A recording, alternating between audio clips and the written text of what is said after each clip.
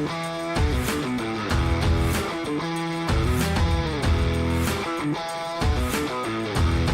is up, guys? Welcome back to the Jenks Island Podcast. Joining me on the island today is Ty McGee. And this week, we're going to be breaking down Week 10 of the NFL season. We're past the halfway point. This season's been flying by. And the first few games, teams were all over the place. We're kind of figuring things out. And now there's kind of, you're getting a solid look at who teams really are. Before we get into our weekly picks, we're going to give our quick review of the leaders for the Pick'em group. At number, we have a new leader on the board. We got my cousin's Micro Penix. He was scratching at it the last few weeks. He's tied for first, but I'm just going to give it to him because he's up on top in the actual app. Anyways, 91-47, tied with Unjuicy J. Then we got Jake Blazovich at 89-49, Pickin' Grapes 89-47, John or Hammer at 87-51, and Ty at 85-49. And I'm down in ninth, technically, or actually I'm 10th, 83rd, 83 and 55. So again, I lost like a pick, I think, on Ty last week, which kind of sucks. Hopefully I'll try to get it back this week.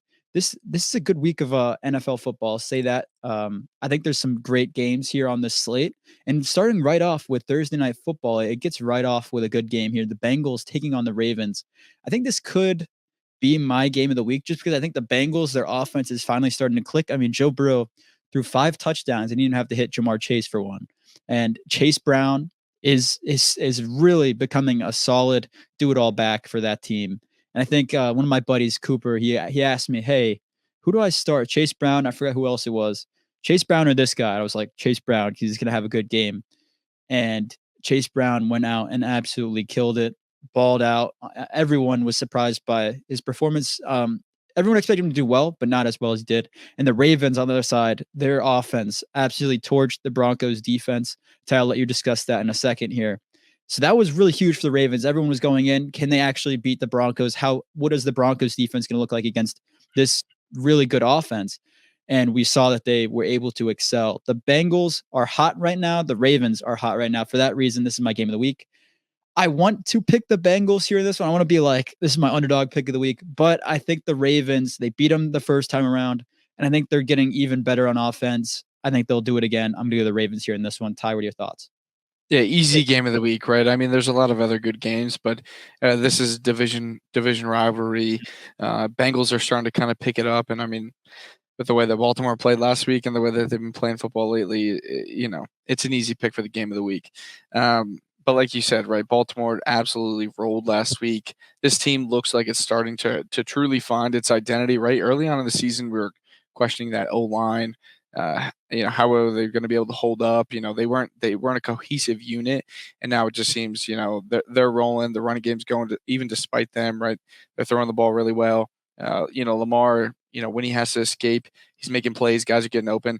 I mean, we were talking about this before, but Zay Flowers just being able to escape in that scramble drill a lot as Lamar scrambles around. That is a problem, right? Because he's a quick guy with a lot of burst. It's hard for those corners to lock on to him with especially the threat of Lamar running. And we haven't even talked about Derrick Henry, right? We're talking about two guys that are bald, and then Derrick Henry is the top rusher in the league right now. So they're just a problem. I know Chase Brown has really added a different layer to this offense. Sucks to see Zach Moss, go out, but it's almost like an addition by subtraction with that. Chase Brown really just stepping up into that role.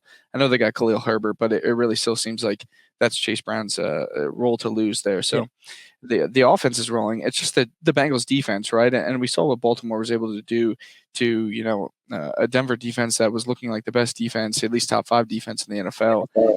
So it's just hard to trust the Bengals. So I'm going to go with the Ravens here just because their offense is so dominant. And they added a guy in Tre'Davious White who, could be a help to that secondary, even though he's a little bit older now. Yeah, and just one quick note. I did bench Zay Flowers last week against the Broncos. I was telling Ty that before we started recording. Never again. I'm sorry, Zay. I doubted you. I won't doubt you again. You'll be on the roster the rest of the year, or starting roster. Next, we got the Munich game, the big Munich game coming up. Sorry, Ty. We're left side, right side in the graphic here, breaking down games first. So this is your game to break down, but there's not a whole lot of depth here in this one. We got the Giants taking on the Panthers in Germany. What are your thoughts? Yeah, stinker of the week. We go from game of the week to stinker of the week. I just both of these teams, they've not shown us anything thus far this season that anything to chalk up for next year, right? I think it's, just hope that you have a good offseason and a good draft. The only, slimmer of hope is that Bryce has looked a little bit better in the past 2 weeks, although it's not. When he got benched, I didn't really think he was looking terrible. I just think he has a bad supporting cast. So I don't know if he just necessarily looks better or they've almost had an addition by subtraction, right? With Deontay Johnson going out and a guy like Jalen Coker stepping up and Leggett getting more targets because Thielen's on IR. Chuba Hubbard's look good. I think they're going to get Jonathan Brooks back. So, they have some building blocks on that team. It's just obviously not anything near, a competitive team. And on the flip side, I just don't get the Giants, right? For a bit there, I thought they were going to be kind of competitive because it looked like they had some weapons with Tyrone Tracy and Malik Neighbors and Wandale. Yeah. But at the end of the day, their offensive line is just bad. Daniel Jones is not good.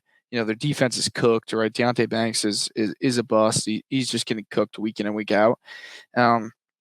Despite Carolina being one of the worst teams in the NFL. And I know they beat your Saints, but I still think at the end of the day, I think they're still a worse team, at least on paper, than the Saints, right? Like, I'm going to go with the Panthers here just because I believe in Bryce being able to at least get the ball to some of those weapons like Leggett, like Coker and Chuba Hubbard to sprinkle in some good runs there.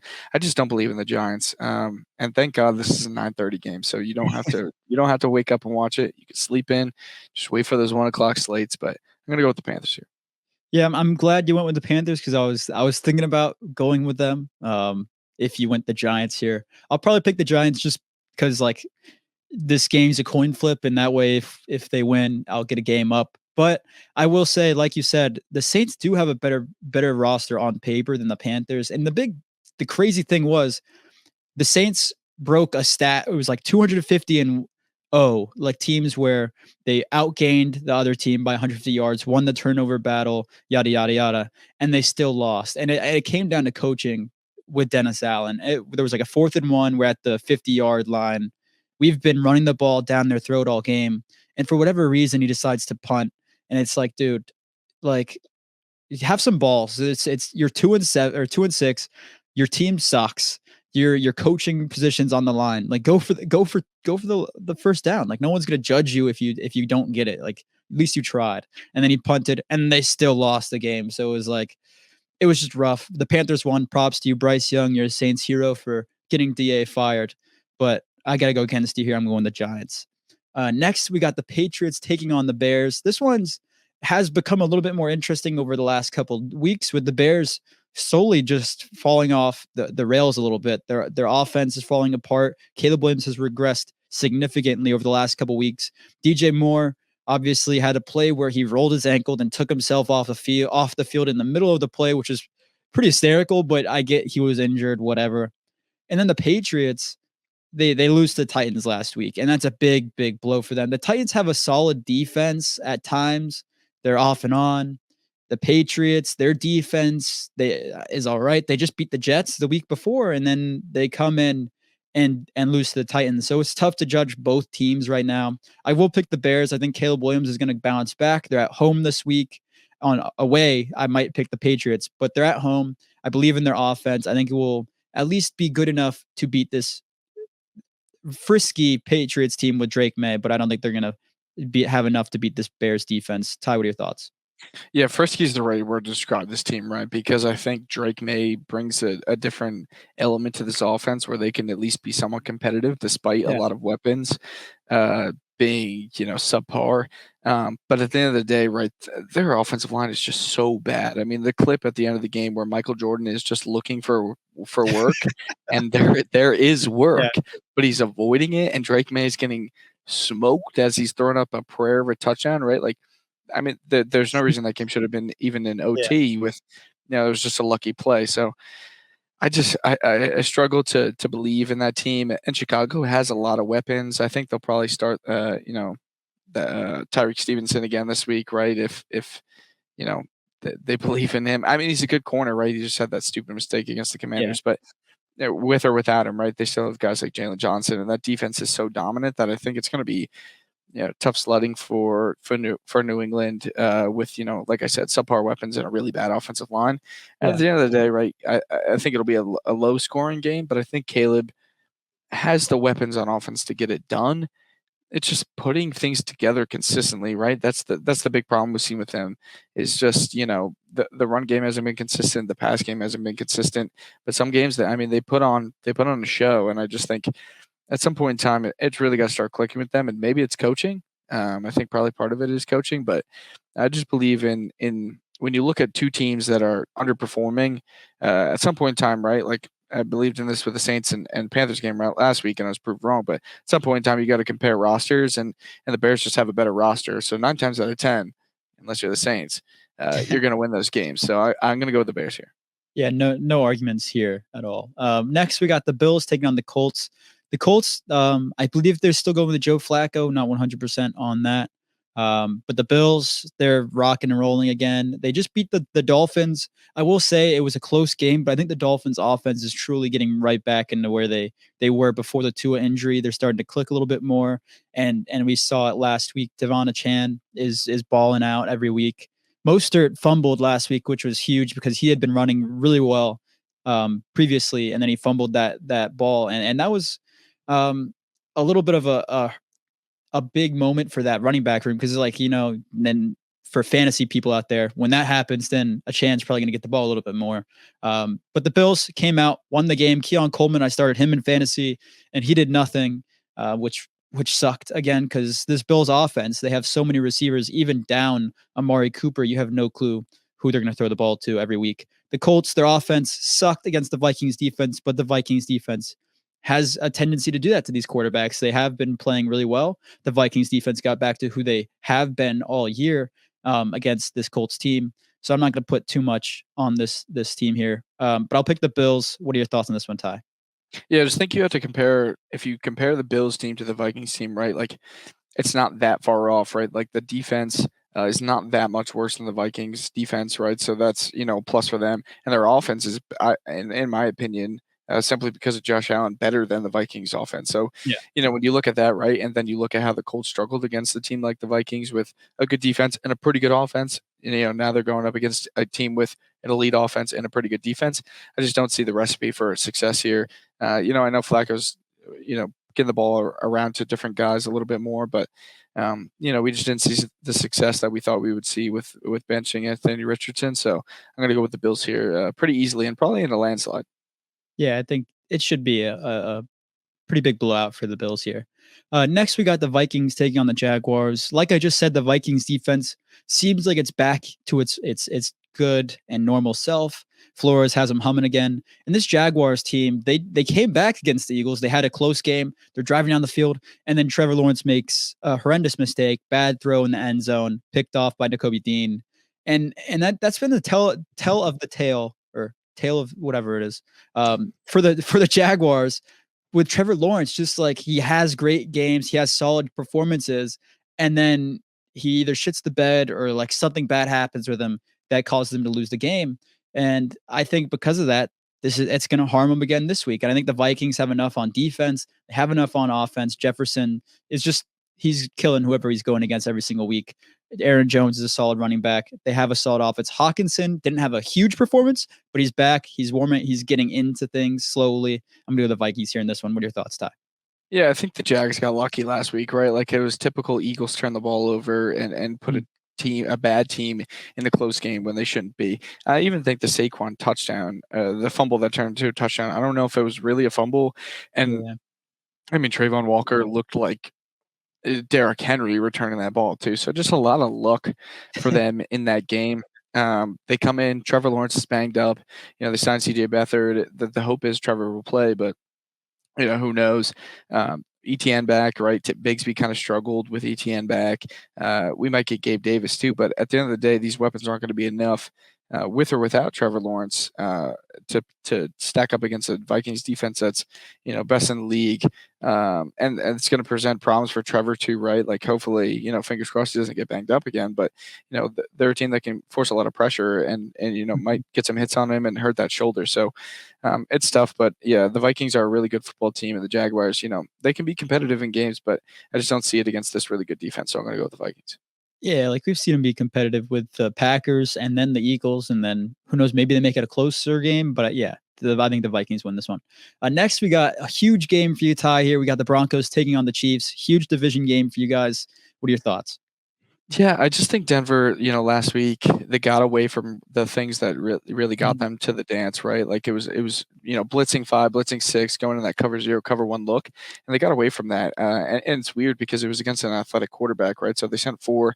They weren't really spying, they weren't blitzing, and they were allowing Lamar to get out and escape. And you see that again, this week. Pat is an athletic enough quarterback that he can get out and escape. So I really hope that Vance Joseph looks at the film, really sees what they did wrong, and kind of reverses back to what they were doing really well against a lot of teams early in the season and starts sending some more. Offensively, it's tough for Denver, right? Like they didn't make any moves at the deadline for offense, right? They traded away Baron Browning, which was, a necessary move. He wasn't really playing, but on offense, right? Like they didn't get Josh Reynolds back this week. He's not going to return from IR.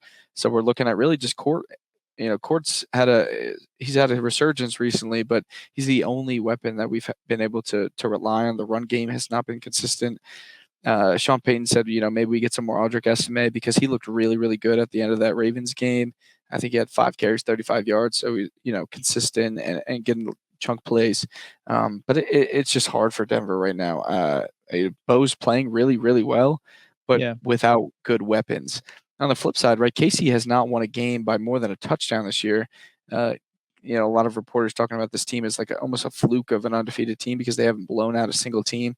The silver lining here is they only beat Tampa, a banged up Tampa, by a touchdown, and Denver beat the crap out of that team. So I think it's going to be a tough, close division rivalry game. It's in KC, so KC kind of gets the benefit there, but my hope and my hunch is Denver comes out really, really hungry after a really humbling loss last week. I was kind of worried that KC would almost lose that game and come out hungry, but I think them winning that game, they keep status quo. I think Denver's super hungry. I think they change things up on defense.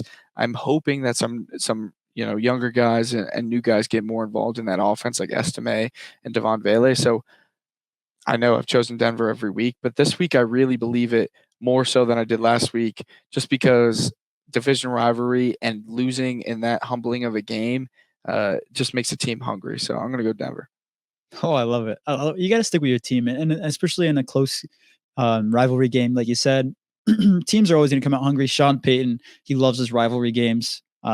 I know that from all the NFC South rivalry games we had with him. He's going to be coaching his heart out in this game, and especially after losing to the Ravens in the fashion that they did.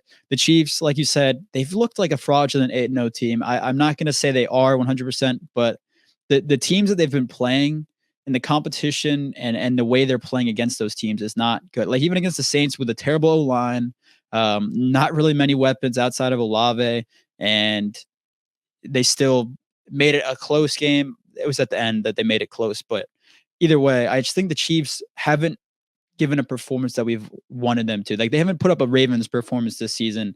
D-Hop's getting a little bit warm. Maybe that happens this week. But I think the Broncos will be able to contain them enough to make it a close one. I'm going to go the Chiefs here in this one, simply because I think the Chiefs at home will be able to win this one, but I think it will be close, maybe like a 3-2-point game. Chiefs win. Next, we got the Falcons taking on my Saints. A huge game. Dennis Allen, who's going to be on the Broncos coaching staff in less than a few months. He'll be over there. Don't worry, Ty. He'll save your defense. Oh, I know. Hey, former defensive coordinator for the Denver Broncos. Yeah, he'll be back. But the Falcons and Saints, Darren Rizzi is coaching for the Saints in this one, and he has the energy, like turning it around a little bit for that Saints team, and it's just like a slight boost that you need to at least have this game have a little bit of like meaning to it. Because if DA was the head coach going into this, I think all the fans would have been checked out, the players would have been checked out, things like that. But when you switch it, you fire DA, Gail Benson comes in and says, "Yeah, I can't have you as my head coach anymore." Darren Darren Rizzi comes in and just turns this momentum around. Just gets him a win. I don't know if we win any other game. I could care about any other game this season. This Falcons game. Taysom Hill, Alvin Kamara, gonna kill the Falcons this week. Those two players, I'm putting $10 on it. Taysom Hill, Alvin Kamara, anytime touchdown scores. I did it last time. They'll do it again. Taysom Hill, and throughout his whole career, has been the Falcon killer.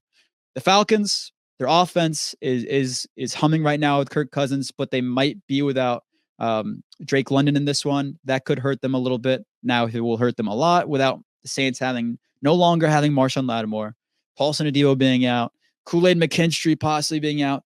It might not matter for the Falcons, but I think the Saints come out at home, have enough energy with the little firing of a head coach burst, gives them a boost, and they'll beat the Foul Clowns at home. Ty, what are your thoughts?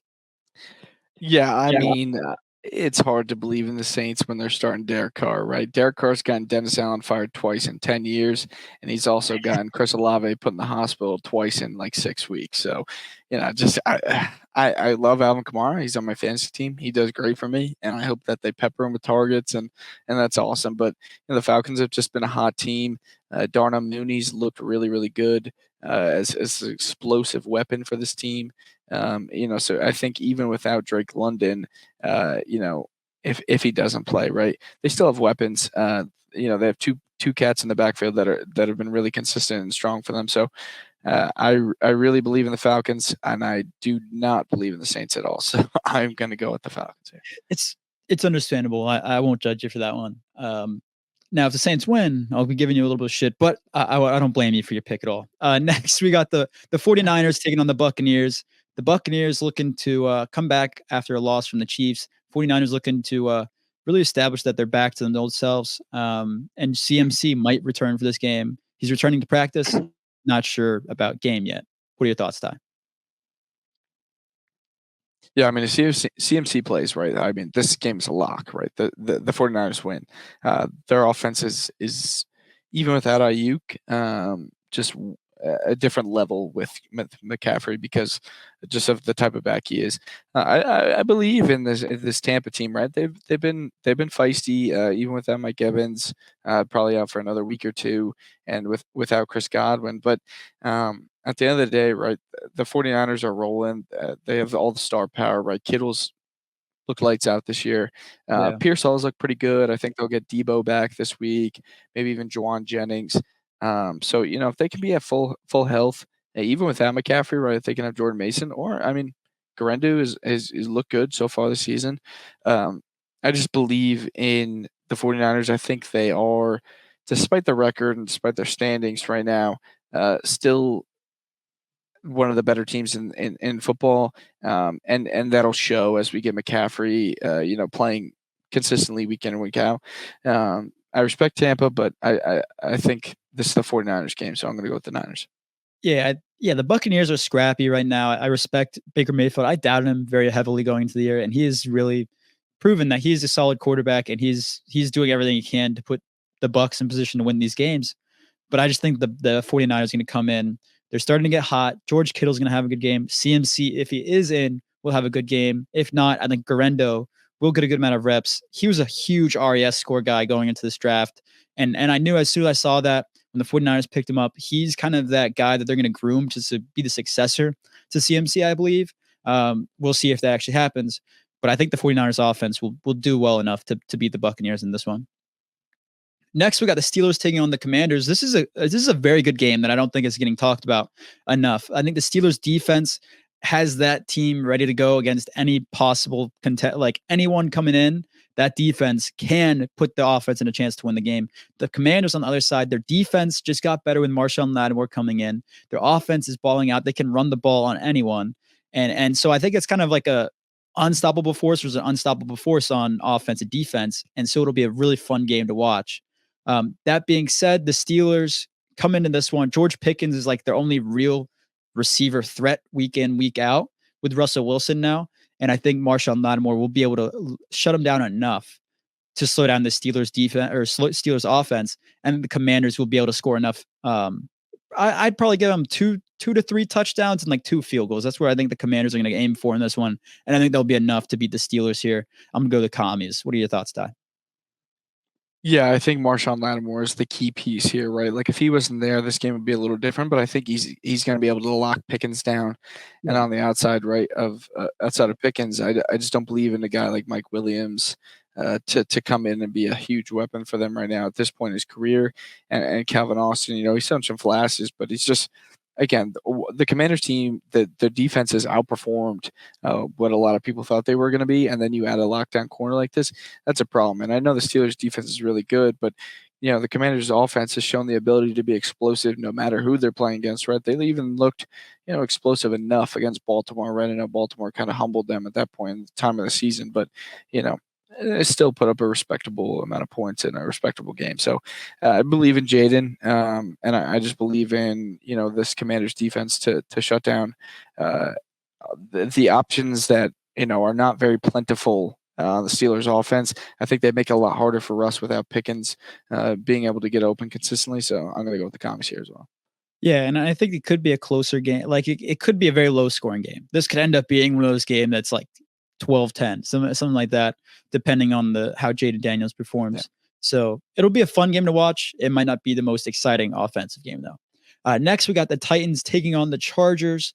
The Chargers, I mean, their offense is starting to turn around. Their J.K. Dobbins is back. The Browns couldn't stop him last week. The Titans, on the other side, against the Patriots, just let Ramondre Stevenson have a pretty good game. And I think that means that the Chargers and Harbaugh are going to scheme up a very large game for J.K. Dobbins. They're going to give him a lot of touches. And I think that'll be enough for the Chargers to win. I think the Titans, they finally had a decent game on offense. They really have struggled every single week. And this Chargers defense has been very, very good all season. And I think that continues. I don't think that's going to stop. And whoever's at quarterback, I don't think they put up enough points to beat the Chargers. I'm going to go the Chargers. I'm not going to add too much. Ty, what are your thoughts? Yeah, it's just tough to predict Dobbins, right? Because every time we think he's going to really break out and have consistency, then he has those slow games. I do believe in him, right? I do think that he could continue the success that he had last week against this Tennessee Titans team that's not very good. At the end of the day, I don't think it comes down to the Chargers offense. I think it's just their defense, right? They have a top 5, top 10 defense in the NFL right now, and they're going up against a really, really bad offense. No matter who they start at quarterback, no matter who's at running back for them, they have not shown any consistency and the ability to score points. So against a team that's only allowing like 15, 18 points a game, it's going to be really hard because I think Herbert is good enough with the cast that he has around him to at least score 20 points against this team. Maybe if more, right? I mean, Quentin Johnson, we saw him have a really good game last week. So if they can keep guys like him, McConkey, consistently involved and establish the running game with Dobbins, I think this is an easy one for the Chargers. So I'm going to go with the Chargers. Yeah, it's kind of like it was honestly kind of surprising with the numbers they put up against the Browns defense. I expect them to be a little bit better. I will say Jameis Winston throwing 3 picks did not help that Browns defense at all, like just being on the field the whole game. But the Chargers offense really did look very good. Next, we got the Jets taking on the Cardinals. And this is a fun one just because the Cardinals, Ty, you and I, we've been all over the place with the Cardinals this season. Kind of the Cardinals are really good. The Cardinals suck. The Cardinals are back to being all right. And the Jets finally win one last week against the Texans. And I think that was mainly just because the Texans O-line sucked. So CJ Stroud couldn't get anything going. So we'll see if the Jets can continue that in this one. This is a really tough pick for me. I think the Cardinals, yes, they have the momentum here. The Jets, their offense is looking to kind of solidify itself as we have Devontae Adams established in this offense. We have Breece Hall. And I think they could finally trust Aaron Rodgers a little bit more with Devontae Adams over there to not throw some errant passes, picks, things like that. But it's a tough one. It's a toss-up right now. The odds on ESPN on the Pick'em app had the Jets as minus 115 and the Cardinals as minus 105, whatever that means. So it's kind of like an even toss-up. But I'm going to go the Cardinals here at home. Simply because they're at home, I think that gives them enough of a boost. I think their running game is doing really well. I think James Conner is going to have a solid game. Marvin Harrison might pop out a little bit, but I'm going to go the Cardinals here. What are your thoughts, Ty? Yeah, I'm back on the Cardinals train, right? Like I can't believe I ever left because I was so hot on them. But they're balling right now, and the run game, right, that you highlighted, they showed the ability to run the ball with multiple different guys, right? DeMercado had a big breakout run.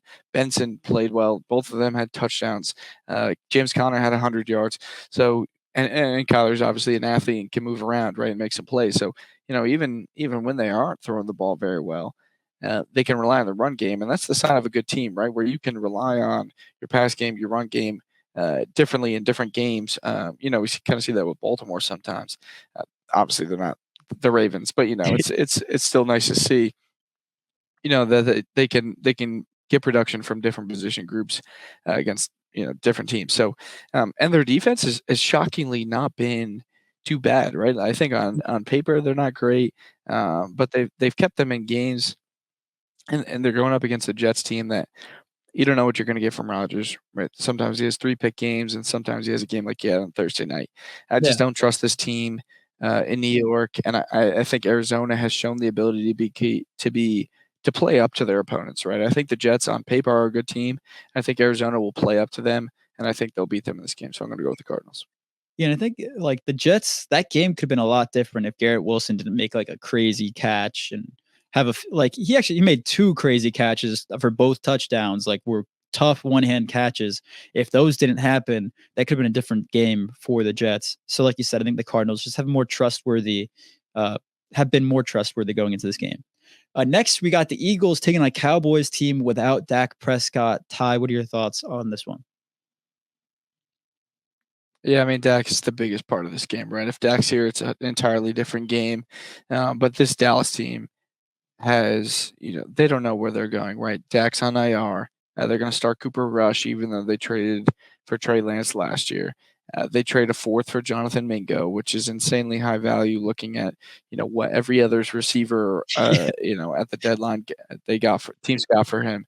So it's just this team's lost. Jerry Jones doesn't know what he's doing. At this point, Mike McCarthy might be coaching for his job. They got Micah Parsons always talking on podcasts, and this team is just a mess, and it makes sense, right? Because their owner's a mess. Philly, I know they were in a close game with Jacksonville last week, but it was just a classic Philly make mistakes game. The Jags defense is at least better than Dallas. I know they get Parsons probably back this week, but when you see Saquon Barkley, juke, spin, and reverse hurdle someone in a game, you start to really believe in a team, at least offensively, and the weapons they have. I think Devonta's maybe going to be out this game. It wasn't in the initial injury report. He wasn't practicing.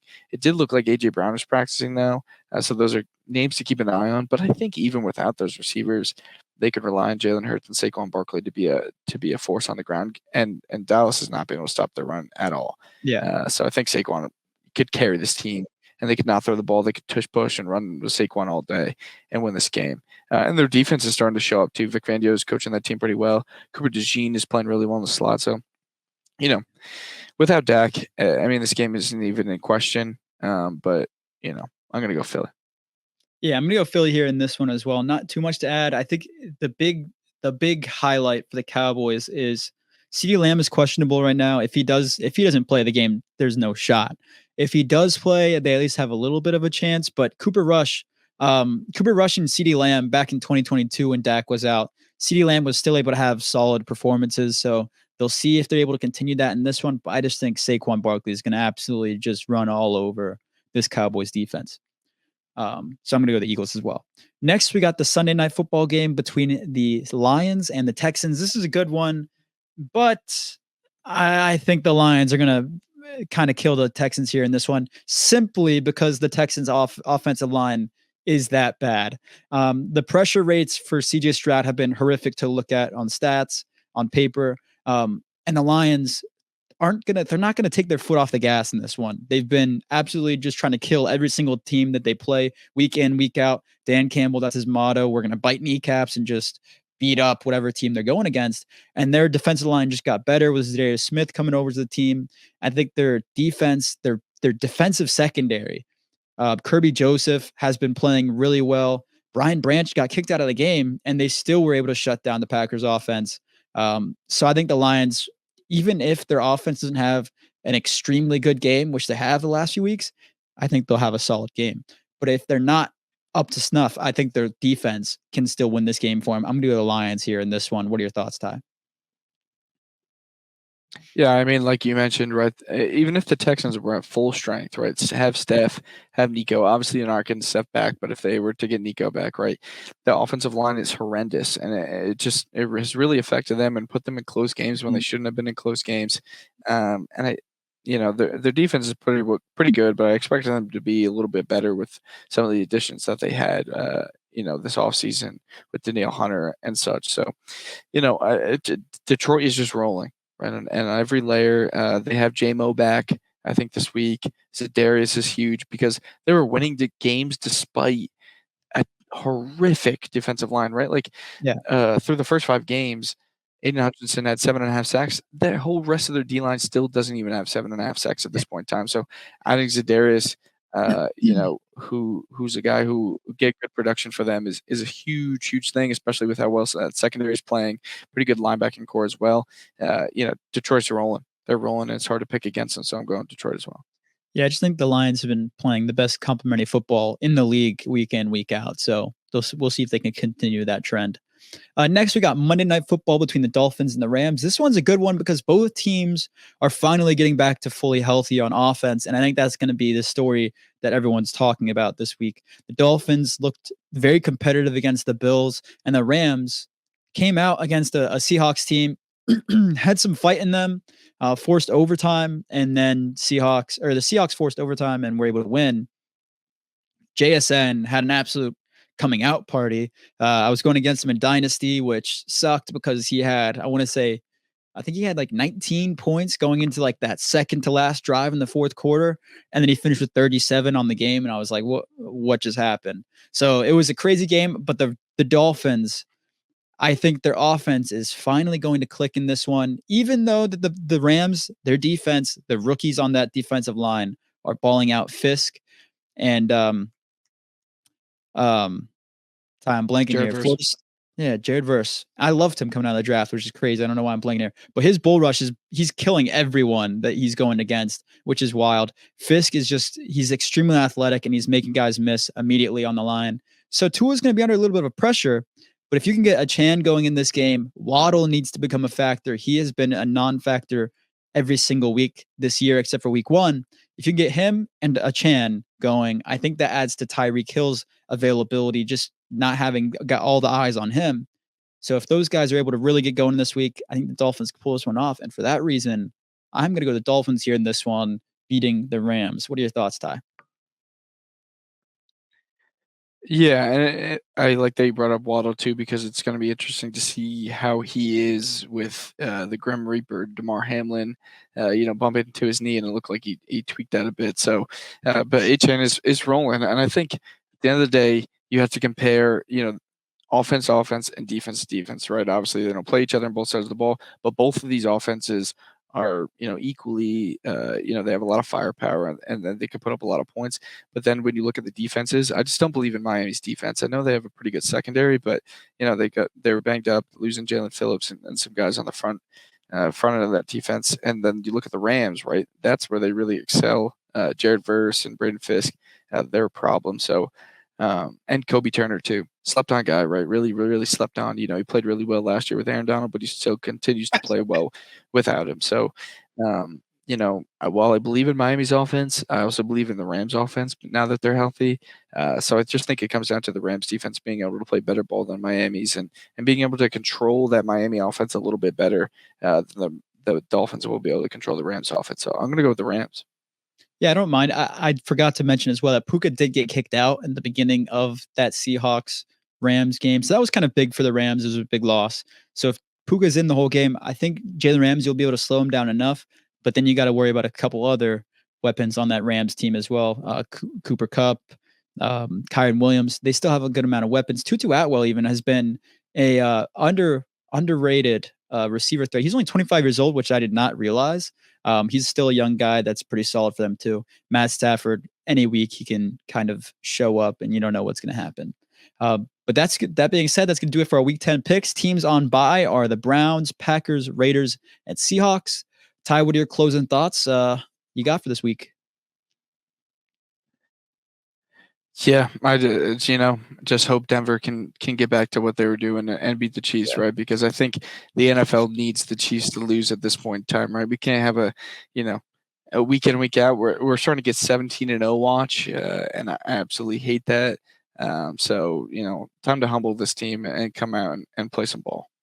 Yeah, no, I like it. I will say, if Darren Rizzi comes out, fires the Saints team up, and beats the Falcons, so the Saints team in the locker room right now, they all have Merry Christmas shirts for Darren Rizzi, which is kind of hysterical. They're all wearing them like around the locker room. So if we win, if I can find a place to buy one of those, I'll buy one and I'll wear it the rest of the year, every single Saints game. So hopefully Darren Rizzi pulls it off and beats the Falcons here. Anyways, that's going to do it for this episode. You guys know where to find us on social media at Jenks Island, YouTube, Jenks Island, and then everywhere you get your podcasts at Jenks Island Podcast. And just remember to click like, comment, and subscribe if you guys are liking the episodes. And we will see you guys next week.